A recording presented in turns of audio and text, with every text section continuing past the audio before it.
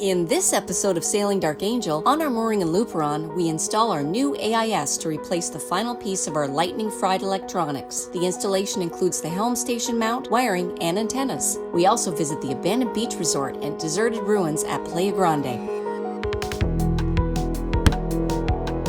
If you like our videos, please smash that like button and don't forget to subscribe and ring the bell. It's free for you and really helps our channel.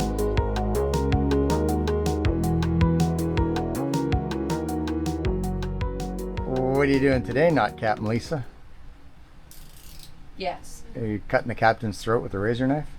Maybe. You never know. Okay, so we're going to open this up. This is the AIS that just came in, and Dave is very excited to open it up. I'm like, because there's nothing worse than having to replace perfectly good equipment because of a lightning strike.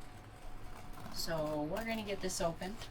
Talk to Richard at SeaTech Systems. He is the guy for anything ICOM, for anything communications related, really. He's the guy. He is the guy. Let's open this up and see what we got. This is the same AIS that we have now, only this one should light up. Check it out. Pretty stuff. Pretty, pretty. Yep. Antenna. That's got to go up on the roof. You were of the hoping bimini. that we were getting that, right? Yeah. Okay. Absolutely. So here it is. So somewhere in there should be some cable too, probably in this box down here. Isn't that the cable? That's the power. The other one's the antenna. That's the cable? There it is. Oh, it's right on it. It's right on it. Yeah, baby. So where's the other one? The other one's just kind of sitting there. It's sitting up on the dash.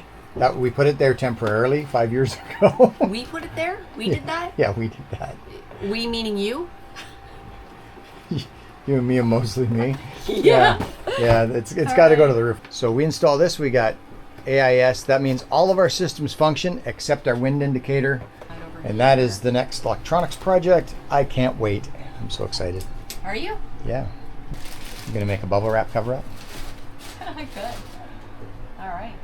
Thank you. You're welcome. We installed the new AIS right here, and right back there. So we had to take this panel out and run wire all in here. We also installed an antenna, all this. And of course the line was all ran over here. So this is the GPS antenna. So, and of course we had to run it all underneath the solar panels. So all underneath here. So went off the back. It came from there, up there, across there with zip ties, and down off the back underneath to underneath here.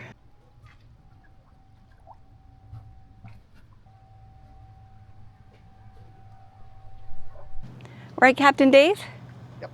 That's a lot of things that we had done for getting everything that we needed installed or replaced. It's been crazy, all this having to install all this new equipment, and expensive too, but it's just the way we live. So, what are we doing today, Captain Dave? Well, the wind is blowing like crazy, and there's boats that are like beached, and things are going completely sideways here in the anchorage. So we're getting off the boat and leaving. We're going to the beach. There's a beach up here around the corner near an old abandoned resort. We're gonna go up and see what it's gonna be like. And show them how Imp's dancing right now. It's a little wild out here right now. And show them the boat. Let's go look at Temptress. We're gonna go over there and take a look at Temptress. I was trying to help salvage her yesterday, but she's stuck very badly. She's got a very deep keel. It's a very heavy boat, and it's stuck. That mooring ball beside it is what it is attached to, but that mooring ball is not attached to the bottom. I don't think it hit any boats as it came through, but it came through here from somewhere up here, and now it's stuck in it's on the bottom there in the mangroves. Those people must be really uncomfortable. The ones that are like right there with Temptress. I would be. Yeah, I would be too. And I'm hoping that it doesn't find its way over here. Prevailing winds should keep the boat from coming here because they're blowing away towards shore. And even when the tide comes up, it's still going to be forcing it to shore. So we hope it's going to be safe where it is. We dropped an anchor with it yesterday. on a very short chain just to try and keep it in place. And it has swung 180 degrees since then. So it's swinging around, but it hasn't gone anywhere yet. What's going on now?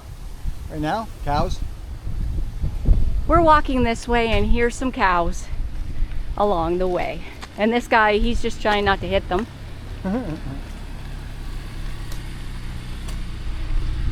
Oh my goodness, guys. Can I come up and say hi? Hello. Hi, guys. You guys are adorable. Yeah, you are. Okay, let's go by them. Nobody's bothering you. They are little cows, man. Hey, little. Yeah, you smelling that? Little cowlets. These little cows. Oh, okay, it's okay. I'm not gonna do anything. So we're sitting here in Luperon. That was not planned, but here we are. It's giving us a chance to try out our new DJI Osmo Pocket. Now, we're not sponsored by DJI. We're not sponsored by any camera people. We're barely sponsored by anybody. So we do this thing where we speak our minds and we don't give them any control over what we say. Having said that, they don't like that. But this camera, I like the DJI remote mics that we're wearing. Can you see that? These things are really, really cool. They're magnetic or they're clip-on. They point in the right direction as opposed to the lav mics that we use when we're doing Patreon videos. If you're a patron video, you've seen when we talk to the camera on the mic, it's a wired lav mic, and man, they're nowhere near as good as this. There's only one level meter on the screen on the camera, and it only works when it's recording. So I don't know if both lav mics are recording. If I'm getting a signal, I know I'm getting one. This so it gives me 2 bars. I can see it without the recording. There are bees all around us. This tree's flowering. They're really concerned about the flowering tree. They're not concerned about us. And it's actually pretty. And it smells nice. It does. So yeah, we're sitting out under here because it's really super windy the closer you get to the beach. We're under a wind warning right now. But yeah, there's supposed to be like 30 knot winds. And here we are over here.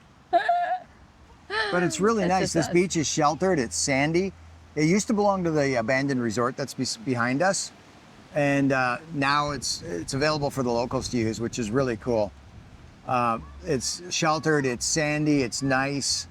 And you can bring the kids here and play and all that kind of stuff. Whereas when the resort had it, of course, you weren't allowed in here. So the plan is to leave the best hurricane hole in the Caribbean and go back to the Bahamas for hurricane season. And just keep drinking. the scariest part about going to the Bahamas for hurricane season is that we want to haul out, and where we're going to haul out is Spanish Wells, which is in Eleuthera. And the further north you go in the Bahamas, Eleuthera, Abacos, the worse the weather gets.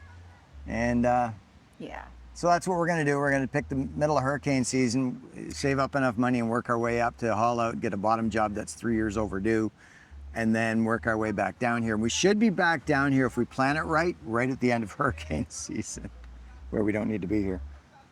Maybe we just keep going. Maybe we do. We only stopped here because 1, it was a hurricane hole, and 2, we needed some repairs. Well, if it's not hurricane season and we don't need any more major repairs, why don't we just keep going down the island? Down the chain. Yeah, down the chain. Well, for one thing, it's a really long sail.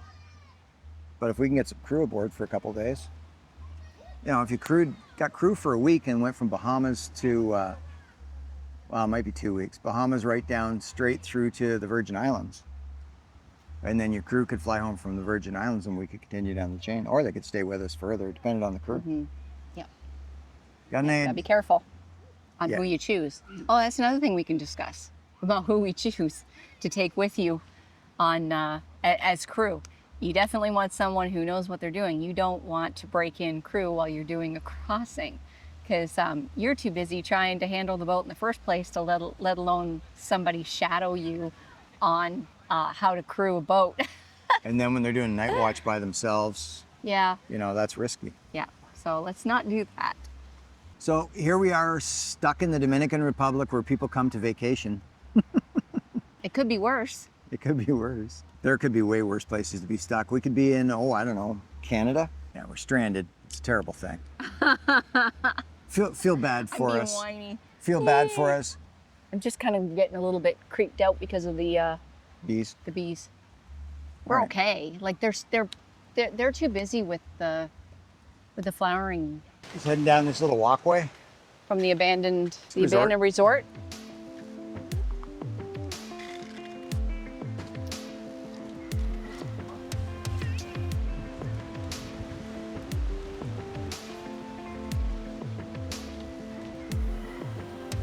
I think they're trying to get coconuts.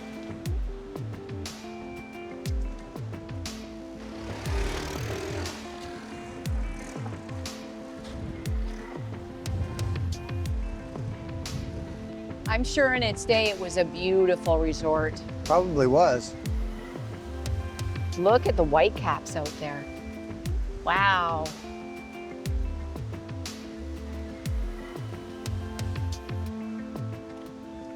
I know I'm over panning and all that, but I got to get used to this camera. Yeah, you gotta do it slow, babe. It's one speed. What? Why are you looking at me? Why? Turn around. Nobody wants to look at me. I like looking at you. You're the one. It's me. I love you.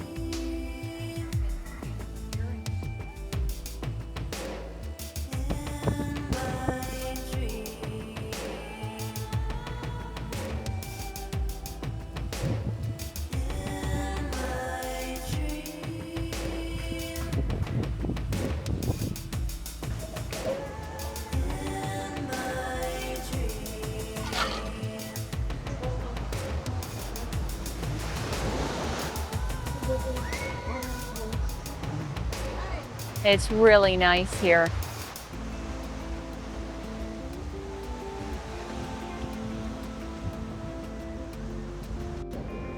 That ledge, it reminds me of Cuba. I hear you. Yeah. Remember they had sharp edges and stuff you had to walk between just to get out to the They water? had it carved out. Yeah, they did for the tourists. You know, like us. Like us.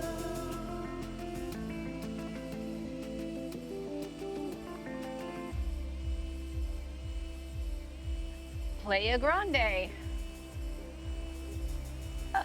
We definitely look like tourists now. Meanwhile, we've been here for months and months.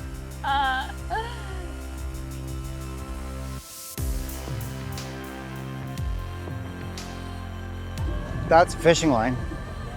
Where? That green, these lines, these are fishing lines heading out this way from these fishing rods. Am I just not able to see them? You're not seeing them? I can't see them. I literally can't see them. They're going way over there. Really?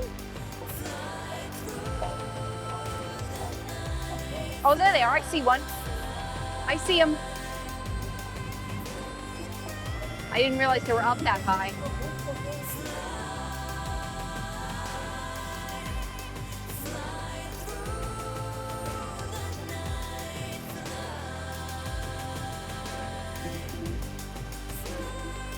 Very windy.